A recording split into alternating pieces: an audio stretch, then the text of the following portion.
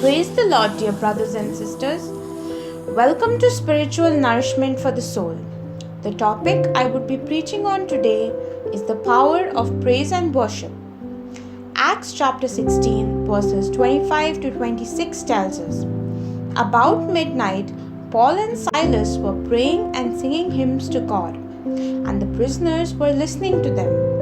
Suddenly, there was an earthquake so violent that the foundations of the prison were shaken, and immediately all the doors were opened and everyone's chains were unfastened. This Bible story begins with the unjust arrest of Paul and Silas. Because they had cast a spirit of divination out of a girl, the local Philippian authorities beat them and then threw them into a jail cell. Besides the trauma of the severe beating, they were fastened in stocks which clamped their arms and legs in an immobile position, causing cramps and loss of circulation. The atmosphere there was depressing. According to the standards of that day, a prison was more like the resemblance of a dungeon, a dark, damp, stench-ridden place with no facility for waste or comforts of any kind.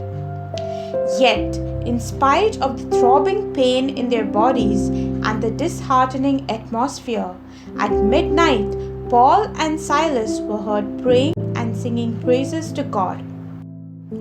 What a strange sound this must have been to the other prisoners, who were used to only hearing the groans or cursings of those who had been beaten. Then suddenly there was an earthquake that shook the prison.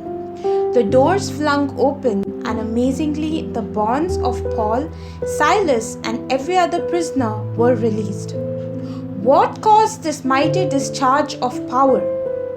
My dear brothers and sisters, the answer is power of praise and worship.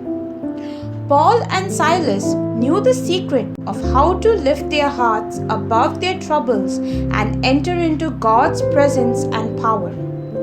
Through praise and worship, their hearts were raised into the joyous presence and peace of God and provided God a channel for His power to operate in their circumstances. My dear brothers and sisters, praise elevates us into God's presence and power. The Bible says that God inhabits in the praises of His people. Praise to God is an expression of worship, lifting up and glorifying the Lord. It is an expression of humbling ourselves and centering our attention upon the Lord with heartfelt expressions of love, adoration, and thanksgiving. High praises bring our spirit into a pinnacle of fellowship and intimacy between ourselves and God. It magnifies our awareness of our spiritual union with the Most High God. Praise transports us into the realm of the supernatural and into the power of God.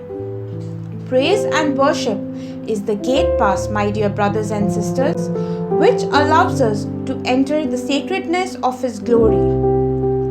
The psalmist writes in Psalm 100 verse 4, Enter into His gates with thanksgiving, and into His courts with praise. Be thankful unto Him, and bless His name. The power and anointing of the Holy Spirit usually becomes evident subsequent to a time of worship and praise. Some may think that worship is a response after the Holy Spirit moves upon them. However, my dear brothers and sisters, it's the other way around. God's presence responds when we move upon Him with worship. Lifting up Jesus Christ through praise and worship invokes the Lord's presence and power to flow in our midst. When the children of Judah found themselves outnumbered by the hostile armies of Ammon, Moab, and Mount Seir, King Jehoshaphat and all the people sought the Lord for his help. The Lord assured the people that this would be His battle. He told them to go out against them and he would do the fighting for them. So what did the children of Judah do? Being the people of praise.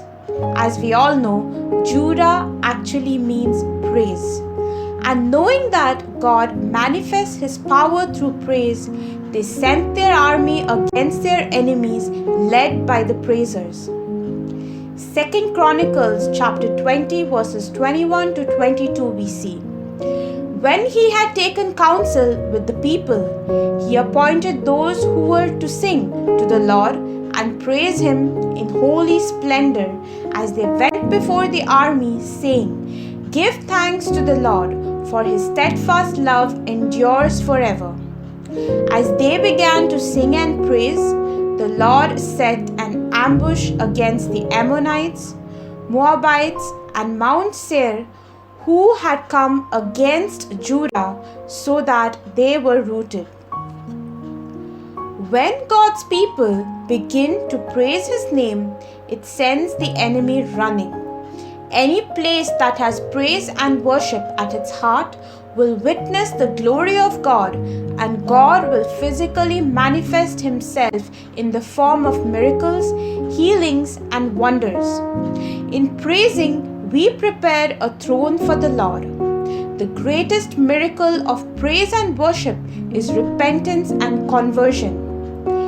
When Isaiah encountered the glory of God in the praise and worship of heaven, his first reaction was a repentance which made him exclaim out his own unworthiness.